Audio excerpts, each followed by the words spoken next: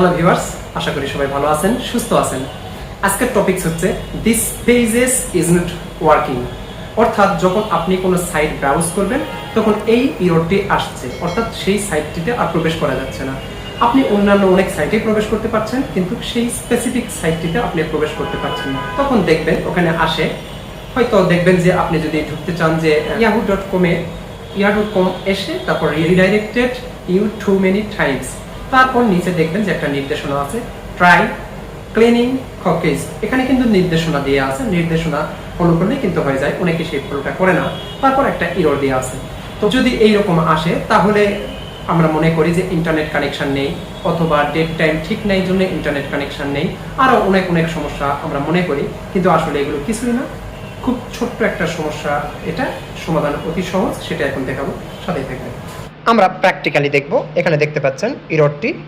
আমরা যদি yahoo.com-এ যাই তাহলে ইররটি আসছে, এবং আমি যদি ফেসবুকেও যাই সেই ক্ষেত্রেও একই ইরর, অর্থাৎ আসছে না। তাহলে আমরা কি করব, এই 3 ডটে যাব। এই 3 ডট থেকে এখানে দুইটা অপশানে যেতে পারবে, একটা হচ্ছে হিস্ট্রি অথবা সেটিংস। আমি সেটিংসে গেলাম। হিস্ট্রি থেকেও যেতে পারবেন। এখানে প্রাইভেসি অ্যান্ড সিকিউরিটিতে যাব। তারপর এখানে দেখতে পাচ্ছেন নিচের দিকে এখানে ক্লিয়ার ব্রাউজিং ডাটা, এখানে ক্লিক করব। তারপর এখানে অ্যাডভান্স থেকে এখানে অল টাইম সিলেক্ট করে দিব। তারপর আমি এখানে ক্লিক করে দিব ক্লিয়ার ডাটা, এবং এইটা কমপ্লিট হতে 1 থেকে 2 মিনিট বা 3 মিনিটের মতো সময় নেবে। অথবা আপনি যদি সেই সময় পর্যন্ত অপেক্ষা না করেন সেই ক্ষেত্রে আবার কেটে দিয়ে আবার দিতে পারেন। আমি যদি আবারও যাই দেখবেন আর কোনো ডাটা নেই, যার কারণে দ্রুত হয়ে যাবে।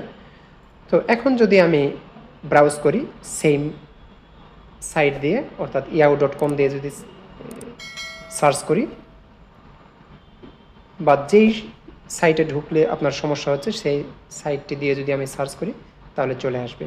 এই যে দেখতে পাচ্ছেন চলে আসছে এখন।